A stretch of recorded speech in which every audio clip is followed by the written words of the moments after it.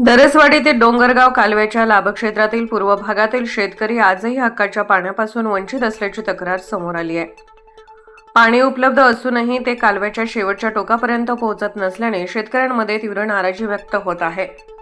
देवठाण, पिंपळकुटे, खुर्द आणि बुद्रुक, तळवाडे, अंगुलगाव, पांजरवाडी, सायगाव, वाईबोती, न्याहारखेडे आणि परिसरातील अनेक शेतकरी सध्या पाण्याच्या प्रतीक्षेत आहेत।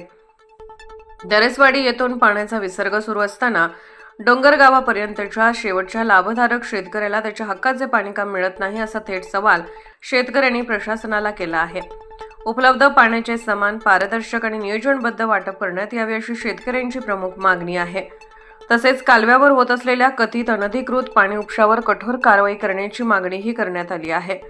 शेतकऱ्यांच्या म्हणण्यानुसार काही ठिकाणी मोठ्या डोगळ्यांचा आणि केसिंग पाईपचा वापर करून पाणी उपसा होत असल्यास त्याची चौकशी करून संबंधितावर नियमानुसार कारवाई करण्यात यावी, कारण कालव्याच्या मधल्या भागात मोठ्या प्रमाणात पाणी उपसले गेले तर टेलपर्यंतच्या शेतकऱ्यांना पाणी पोहोचणे कठीण होते।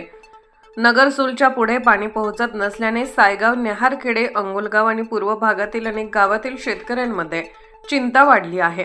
मागील वर्षी चांगला पाऊस झाल्याने पाण्याची तीव्र समस्या जाणवली नाही, मात्र यंदा परिस्थिती गंभीर बनत असून काही ठिकाणी पिके कोमेजू लागल्याची शेतकऱ्यांची तक्रार आहे। या प्रश्नात नामदार छगन भुजबळ आणि समीर भुजबळ यांनी तातडीने लक्ष घालून उपलब्ध पाणी डोंगरगावापर्यंतच्या शेवटच्या लाभधारक शेतकऱ्यापर्यंत पोहोचवण्यासाठी हस्तक्षेप करावा अशी मागणीही करण्यात आली आहे।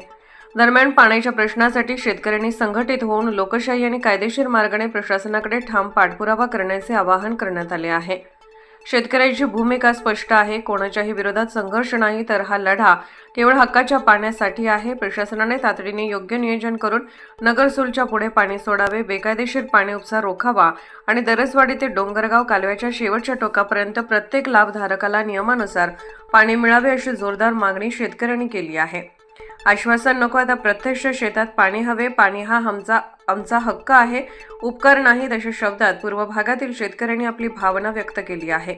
नाशिकहून हरिभाऊ सोनवणे यांच्यासह नाशिक मेट्रो न्यूज चॅनल।